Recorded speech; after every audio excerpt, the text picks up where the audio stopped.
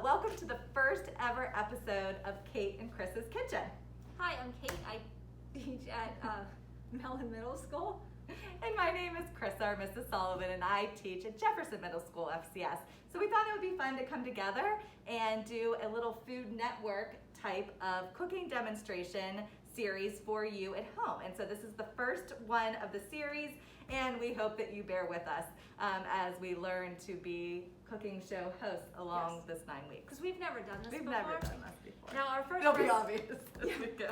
Our first recipe we're going to be making chocolate chip cookies for you today, and that will be your first food lab. So we're going to show you how to make the food, and then you are going to make it during another class period or whenever you can fit it in. And the one thing that we teach in class is, and it's something that they teach on Food Network all the time, is that to organize your cooking, there's a technique called mise en place.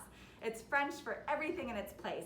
And I've learned that mostly at the beginning, but even expert chefs, they always have everything ready to go, so that when you're ready to start making your recipe, you have all your ingredients. If something needed cut, if something needed measured or thawed or something, it's all done and you're not stopping as you go. So it's a technique that chefs all around the world are using, and so of course we're going to use this in our FCS courses. So before we get started, we're going to mise en place, which means we're going to make sure all of our ingredients are ready to go. We already have our half cup of butter and the egg, because those are already nicely pre-portioned for us. So next we're going to do the brown sugar. Do you want to do the brown sugar? And I can hand you. Now brown sugar is a moist ingredient, which means it's going to need packed. So we need half a cup of brown sugar, and you want to give it a good scoop.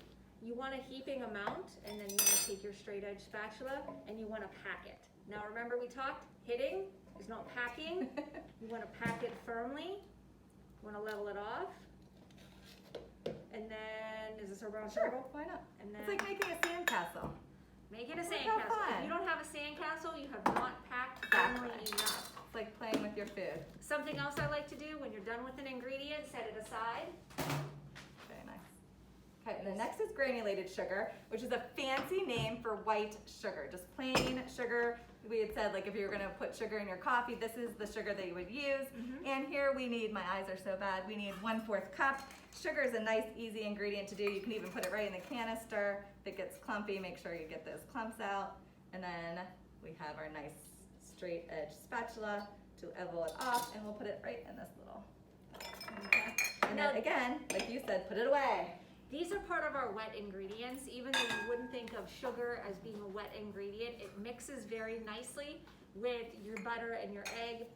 We're also going to add vanilla. That's going to be our last We have to do our wet flour ingredient. So we're going to need half a teaspoon of Half vanilla. of a teaspoon. Now And you I- trust yourself to pour? No, I don't. And I teach my students to do this too. I do it over a thing, a little bowl, because it might splash out, and then you don't want to get too much. Oh, see? That's why I did that. And then I'll dump that and we can use it for something else. Okay. Now something I like to do with the egg, a lot of people just crack their egg right into their ingredients, but I think that is a terrible idea. I'm going to use our little dirty brown sugar bowl. What I'm going to do is I'm going to crack it. And a lot of people think the reason you do this is for the shells. And while it is helpful, it's very easy to get shells out. You're going to want to smell this. I'll take care of it. Thank you. You're going to want to smell this. Now, it should have very little smell. If it smells bad, if there's like a weird odor to it, or if it's like a funky color, you want to just throw it away. So the reason you want to do it separately is if it was a bad egg, I could easily throw it away right now. But if I'm mixing all my ingredients together and I add the egg in and I realize it's a bad egg, then I have to throw everything together and start again. I'm going to go wash it. First, we're going to cream the sugars along with the butter. Creaming is basically more than combining. You are using a stand mixer or a hand mixer, and basically you're doing this for 3 minutes or more. It actually has the sugar punch little holes into the butter, it dissolves the sugar, and it adds air to your finished product. So we are going to cream that first.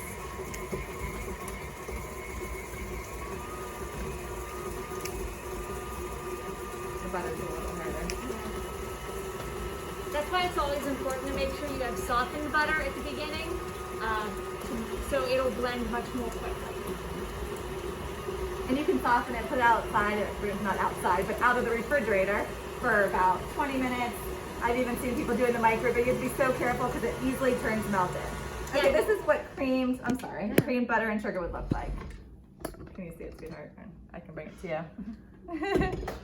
You got it? Very nice. Did I introduce Zoe yet? No. Okay, Zoe is my daughter and she's been recruited to help us film today and we are very appreciative, so Yes. thank you. Okay, so now we can add the other ingredients in.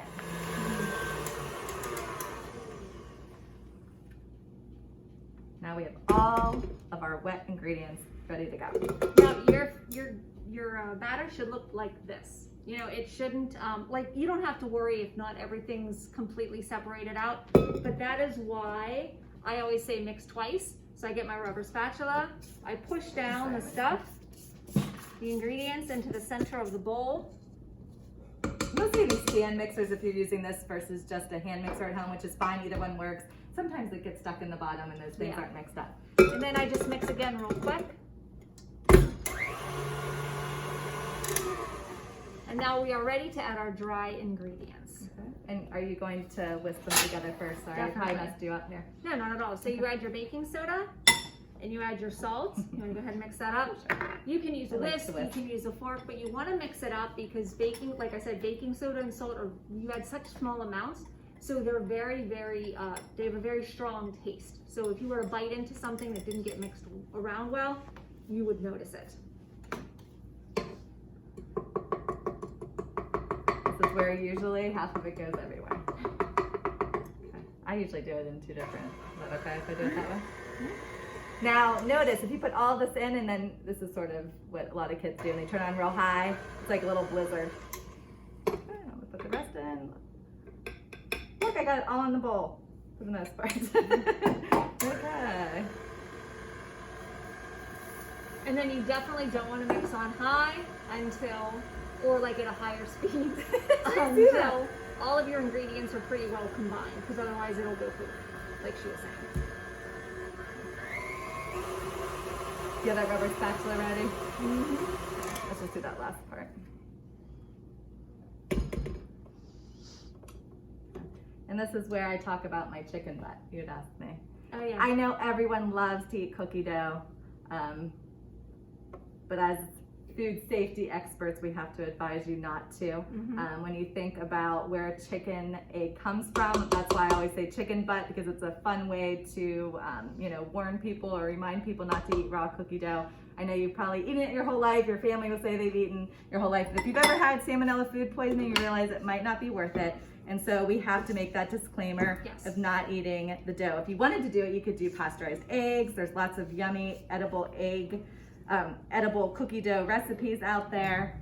And a lot of people, the reason a lot of people think we're liars is because most eggs do not have salmonella poisoning. So, 99% of the time you're gonna be just fine. But you have that 1% of eggs, which is what, a couple million if you're talking about daily consumption, that have salmonella contamination. So if you were to eat the cookie dough with the bad egg, you could get very sick.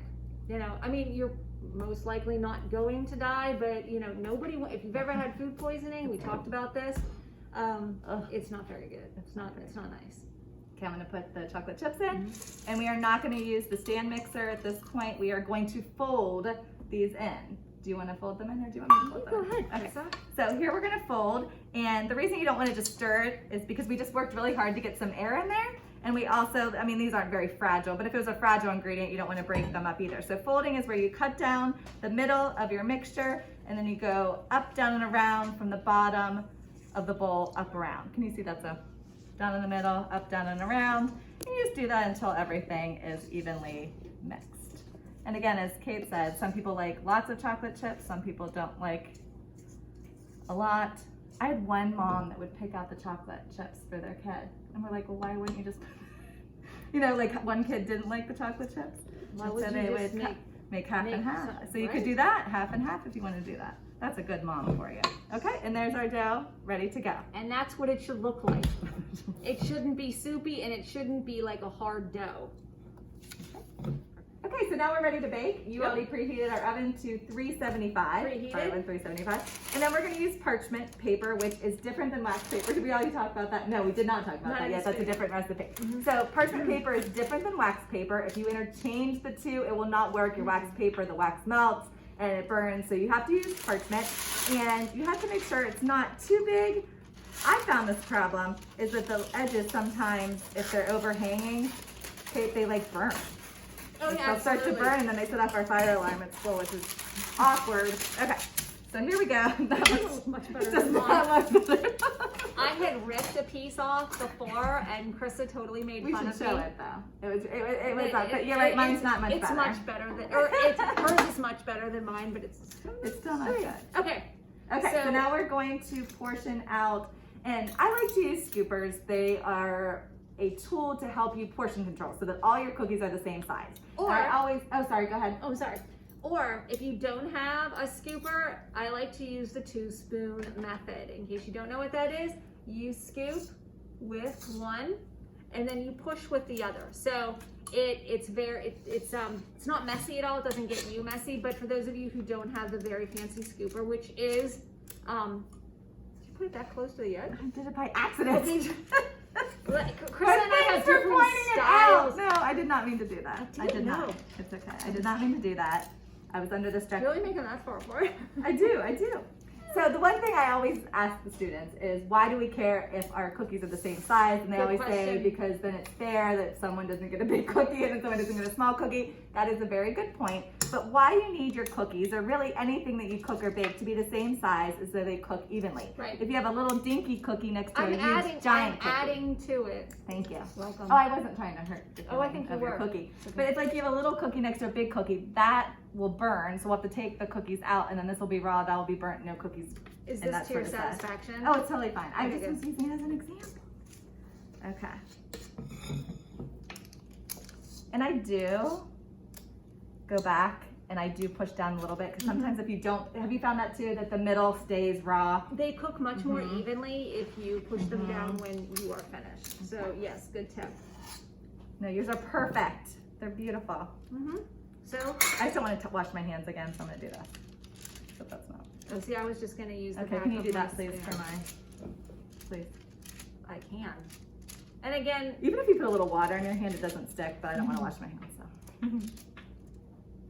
We've already washed our hands probably 15 times. 80 times this morning. Okay, so Okay. there we go. We're just gonna make 8 cookies today. And we're gonna put them in the oven. You explain why we want to use oven mitts to put it in, even though that pan is not hot. Well, the oven obviously is very hot because you're putting your cookies into a preheated oven. So if you touch the side of the oven, or if you can touch the oven rack itself.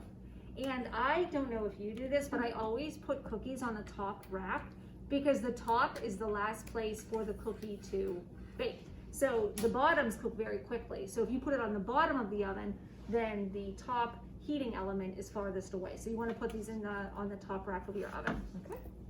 So I Go can ahead. just take them. Okay, I didn't mean to take your job there. Okay, I'll put them in the top, and then I'm gonna set the timer. It says in the recipe 8 to 10 minutes. So what should I set the timer for? I always ask my students. I don't know if you, this is sort of interesting to hear back and forth. My kids will always say 9 because they're such good math people, Yep. and they are going to average. But you always, in any recipe, do the lowest range for your timer, because you can always check it and say, oh, it needs a couple more minutes, and put it back in. But once it's passed and it's overbaked, you can't go back. So always the lower range, even though I'm impressed by everyone knowing their averages. Okay. So our cookies are in the oven, and we just wanted to ask you, how do you know if the cookies are done? I always have everyone say that they put a toothpick in and see, and I always say that that's more for brownies and cakes. For cookies, you just want to make sure that the edges are golden brown and the middle doesn't look raw.